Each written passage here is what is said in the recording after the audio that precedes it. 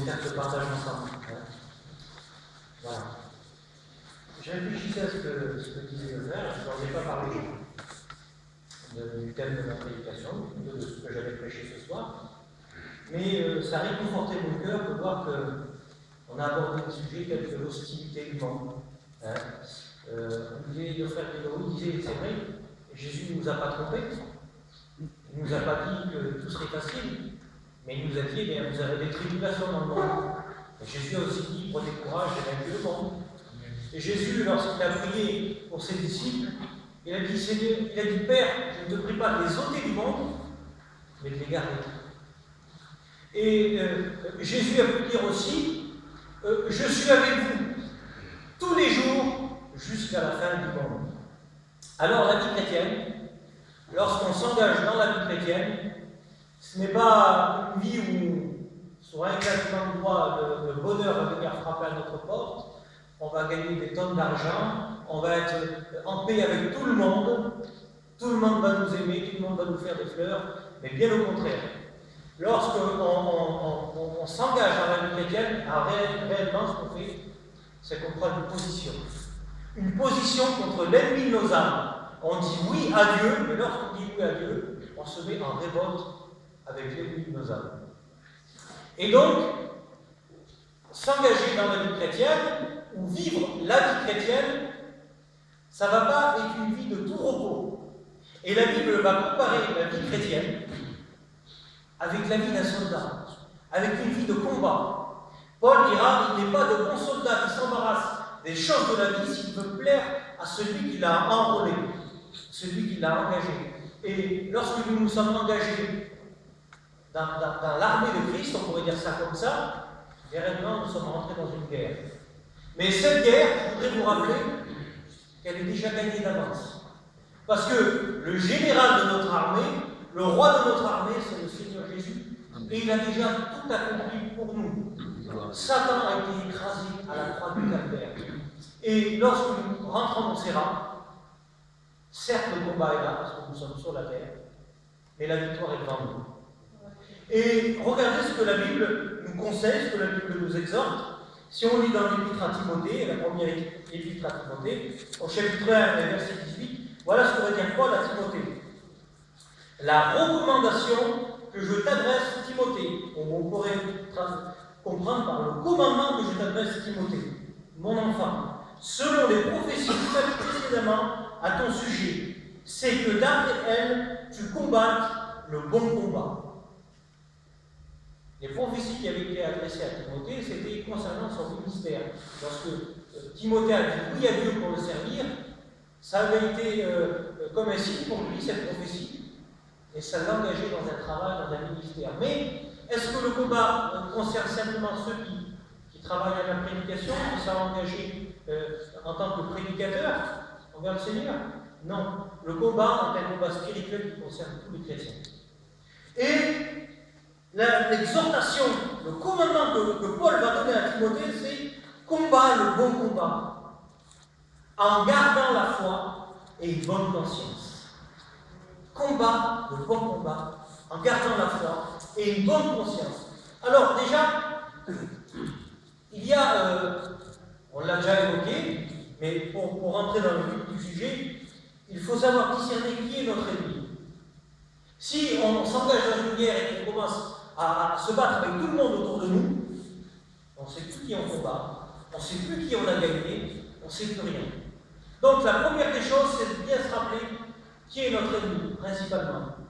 Et lorsqu'on lit dans le livre des Éphésiens, au chapitre 6 et au verset 10, il est dit, au reste, frères, au reste, fortifiez-vous dans le Seigneur et par sa force, toute puissance. Revêtez-vous de toutes les armes de Dieu afin de pouvoir tenir ferme contre les ruses du diable. Contre les ruses du diable. Car nous n'avons pas lutté contre la chair et le sang, mais contre les dominations, contre les autorités, contre le prince de ce monde, excusez-moi, de ténèbres, contre les esprits méchants dans les lieux célestes. Voilà notre ennemi. Notre ennemi, ce n'est pas ceux qui nous entourent, qui parfois sont maladroits ou nous font du mal. Cela, on doit les pardonner, comme Jésus nous a pardonné. Mais notre ennemi et notre combat est un combat d'ordre spirituel. Et c'est un combat qui a lieu dans les lieux célestes. Et lorsque je disais ça, je disais, Seigneur, il y a un combat dans les lieux célestes. Il y a quelqu'un qui accuse les élus, et il y a aussi quelqu'un qui plaide pour les élus. Et notre rôle à nous, notre combat à nous, eh bien, c'est de combattre avec les armes de Dieu. Alors, dans ce que je vous ai dit, il y a comment on pourrait dire, il y a une nécessité. Une nécessité.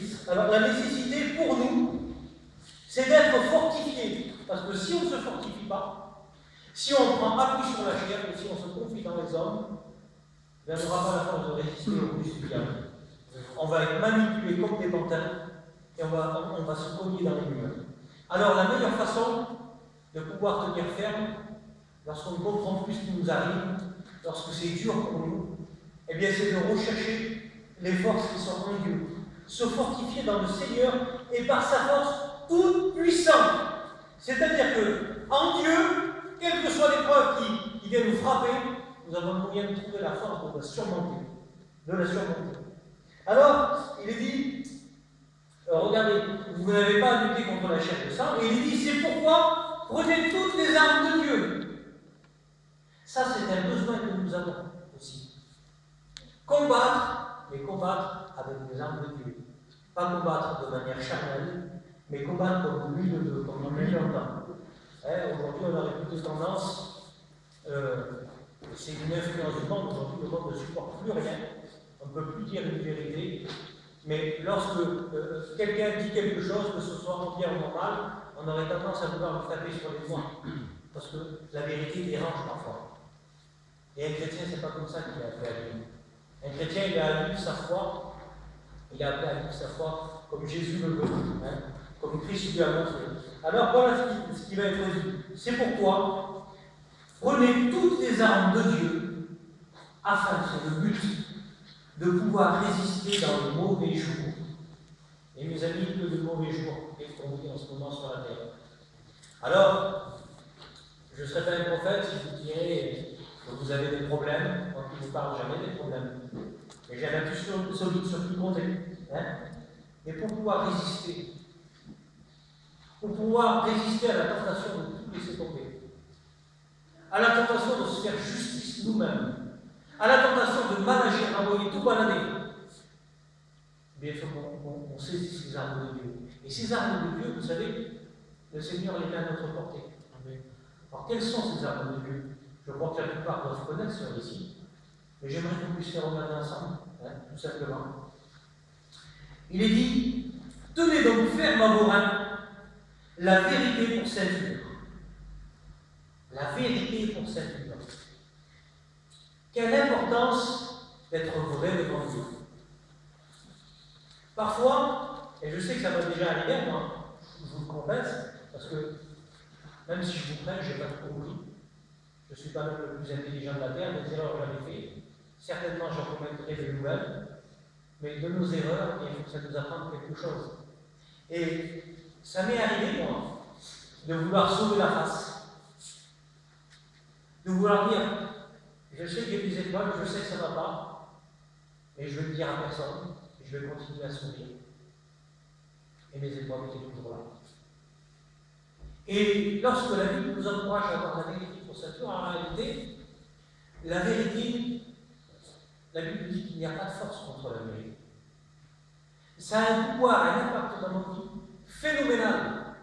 Dieu veut des adorateurs en esprit et en vérité. Il faut que celui qui crie à lui, crie avec un cœur vrai. Et la vérité pour ceinture, en réalité, la vérité, c'est ce qui fait un petit peu la force du chrétien. La vérité de l'ennemi. Lorsque ça ne va pas bien, avec vérité, on peut demander à Dieu pardon. Et il y a celui qui vient nous relever. La vérité, elle soutient nos reins. Elle soutient nos reins. Vous avez déjà essayé de mettre une ceinture de force? Un jour, je me suis fait mal au dos, et pour pouvoir marcher, je dois être réveillé, on m'a donné une ceinture de force. Alors ça soutenait tout mon dos, comme ça serrait. Et des choses que j'avais du mal à faire ou à porter, Sans la ceinture, j'y arrivais avec. J'y arrivais avec. Et vous savez, à l'heure où je vous parle, Satan a un malin plaisir à charger les hommes de poids, de fardeaux, de difficultés. Et si on ne sait pas être vrai devant Dieu, si on ne sait pas se reconnaître dans nos misères devant Dieu, si on ne sait pas lui demander son secours, si on veut jouer l'apparence, eh bien on va succomber sur le poids qui nous accable. Vous avez vu ce qui se passe quand quelqu'un se fait mal au rein? Sur quoi ça agit directement? Il a mal au rein, il a des difficultés à marcher. Et si la cassure est vraiment très grave, il ne peut même plus marcher. Je crois que la vérité doit être un fondement de notre vie. Et Satan essaie d'attaquer ça. Aujourd'hui, les gens se font des vérités. Et où est la vérité? La vérité elle est dans la parole du Seigneur. La vérité, c'est Jésus-Christ qui a donné sa vie pour nous. Il est dit, la vérité pour Saint-Pierre, revêtez la cuirasse de la justice. La cuirasse de la justice. Et la vérité, si on ne la possède pas, notre justice va être affectée. Notre jugement va être affecté. Et la justice qui nous est demandée de posséder, de se saisir, cette cuirasse de la justice, c'est la justice de Dieu. Et si on en croit les raisonnements humains aujourd'hui, où est la justice? Où est réellement la justice? La justice des hommes est corrompue. La justice des hommes, vous savez sur quoi elle repose? C'est malheureux de le dire. On pourrait dire que sur certaines exceptions, il y a des choses qui se font qui sont injustes. Mais dans la grande majorité, la justice des hommes, elle repose sur le pouvoir, sur la domination, sur l'orgueil. Aujourd'hui, les juges sont achetés. Aujourd'hui, elle est où la vérité? Elle est où la justice là-dedans? La Bible dit que Dieu est un juste juge.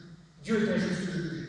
Et vous savez, lorsque Jésus était à la croix du Calvaire, la justice, la logique dans la justice aurait été de dire que Jésus aurait pu descendre de la croix.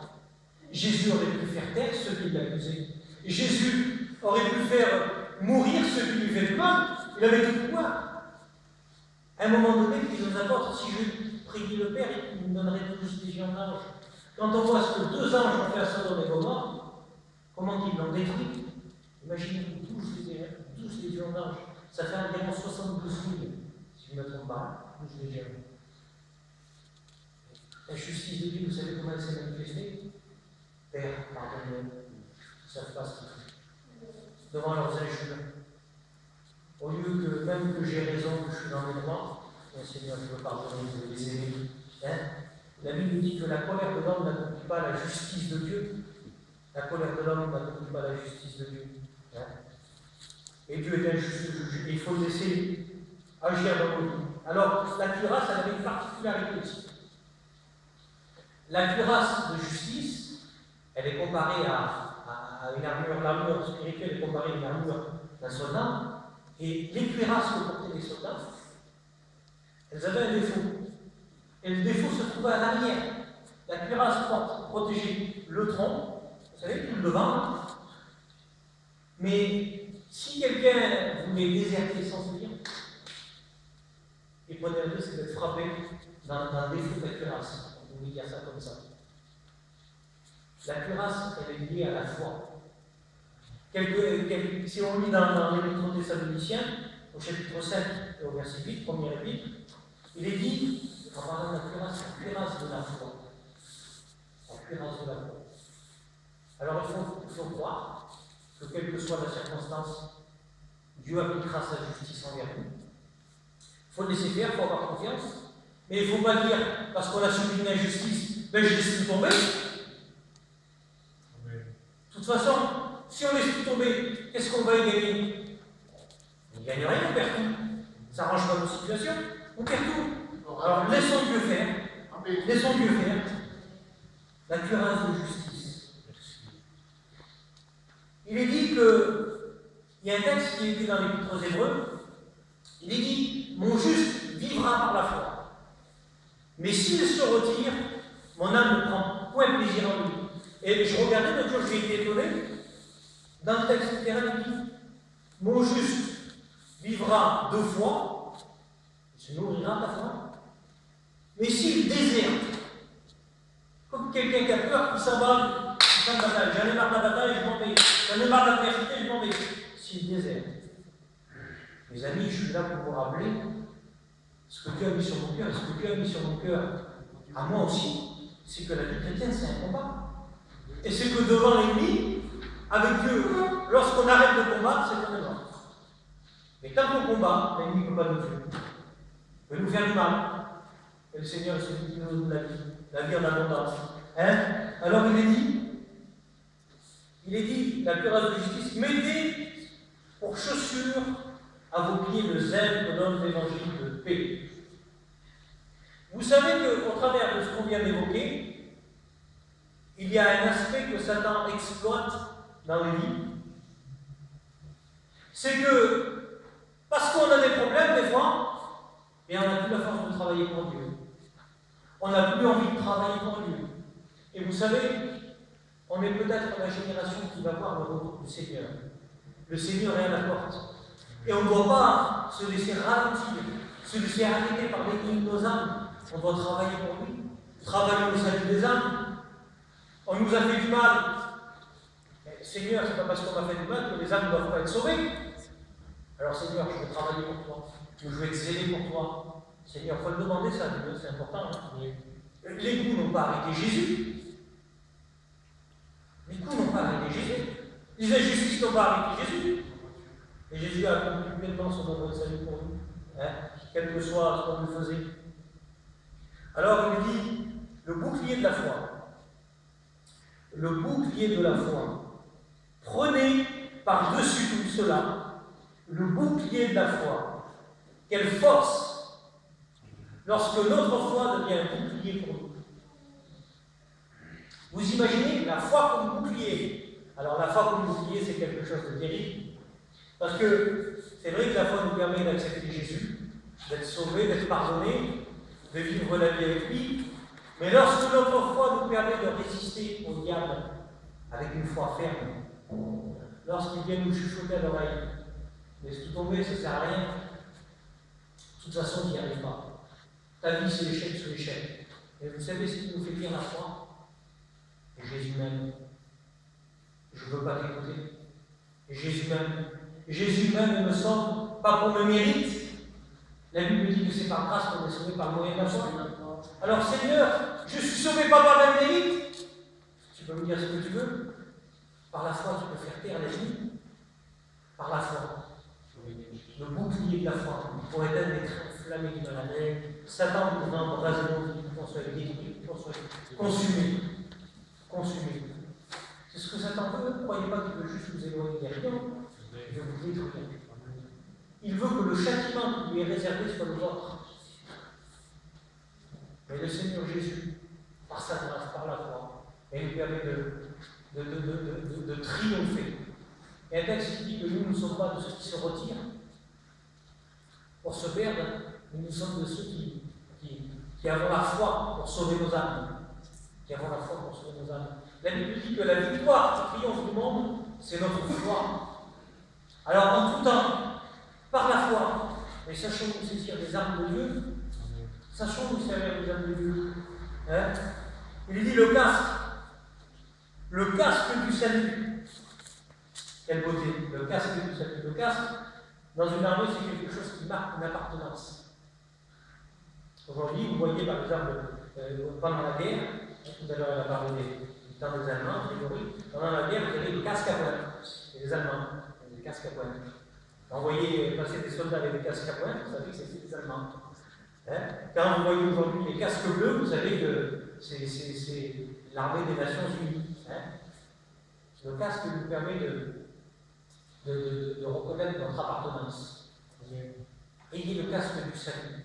Prenez le casque du salut. Vous savez, ce casque-là nous permet beaucoup plus que d'afficher notre salut. Il nous permet, parce qu'il marque notre appartenance, d'espérer. Lorsqu'il était parlé tout à l'heure de la cuirasse de la foi, qu'on a lié à la cuirasse de la justice, eh bien, le casque du salut est lié au casque de l'espérance du salut. dans le livre de Thessaloniciens. L'espérance est liée à notre maître.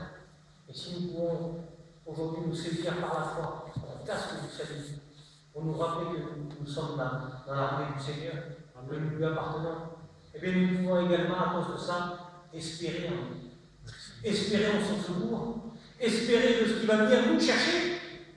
Le Seigneur vient chercher ce qui lui appartient. C'est pour ça que c'est important de faire la paix avec lui, de demeurer ferme, de combattre. Le casque du salut, c'est notre appartenance et notre espérance. L'épée de la parole. Ça, c'est magnifique aussi. L'épée de la parole. L'épée de l'esprit qui est la parole de Dieu.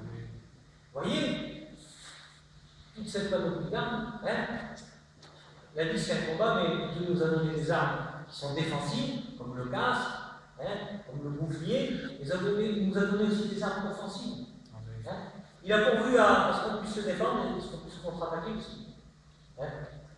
Alors le Seigneur, l'épée de la parole, aujourd'hui, tout à l'heure on a dit, combat le bon combat en gardant la foi et une bonne conscience. Et où est-ce qu'on peut trouver la foi et une bonne conscience pour nous? Bien dans la parole. Dans la parole de Dieu, la Bible dit que la foi vient de ce qu'on entend, et ce qu'on entend vient de la parole de Dieu. Si on lit dans le livre des Hébreux, je vous le lis, ça mérite, on lui dit, c'est un passage merveilleux. Dans le chapitre 4, au verset 12, regardez ce qu'il dit de la parole de Dieu, car la parole de Dieu est vivante et efficace, plus tranchante qu'une épée quelconque à deux tranchants. Elle pénètre, elle est pénétrante. Elle va jusqu'à partager âme et esprit, jointure et moelle. Elle juge les sentiments et les pensées du cœur.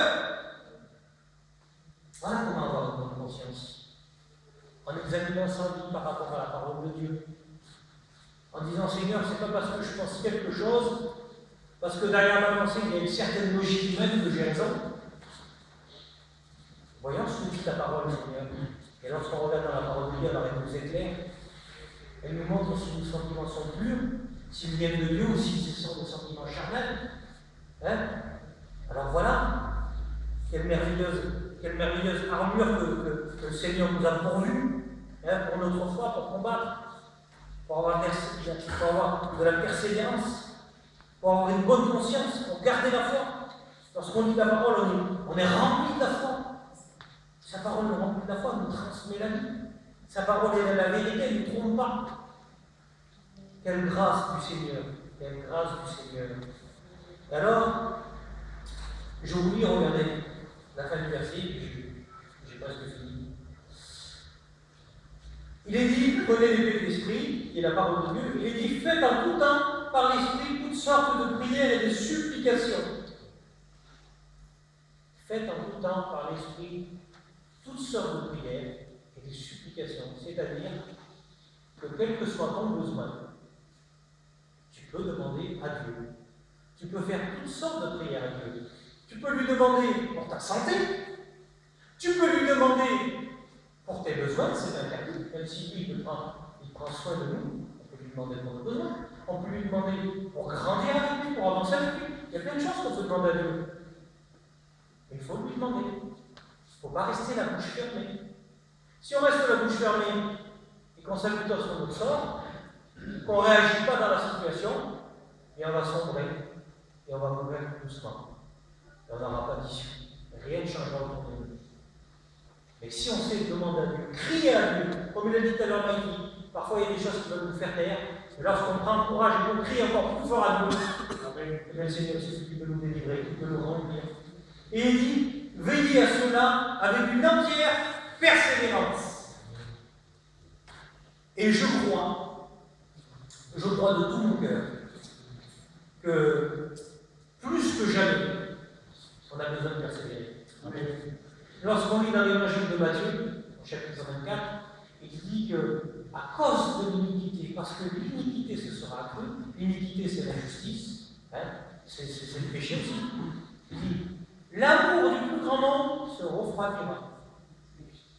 Alors, sans vous parler ou vous prendre des textes bibliques, vous allumez votre télé et vous voyez que L'amour aujourd'hui, l'amour pour les choses bien, l'amour pour la justice, ça se perd. L'injustice règne dans le monde. Et ça règne tellement fort que ça va atteindre juste ceux qui sont dans les églises. Ceux qui sont dans les églises et qui ont besoin de se saisir de cette vérité, qui ont besoin de remettre leur vie en question.